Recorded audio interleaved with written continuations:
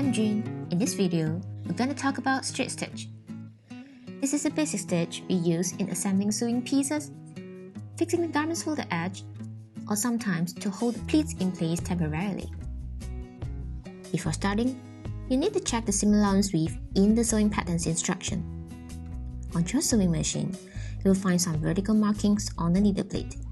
They are the seam allowance guide.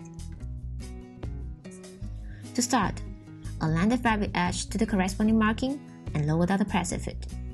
Gently control the fabric while you're sewing and make sure that they are always aligned. And you can slow down the speed if needed. Here's how it looks. But when I do this, the seam starts to open up. That's why we need a backstitch to secure that. Click on the link to see how to do a backstitch, and I will see you there.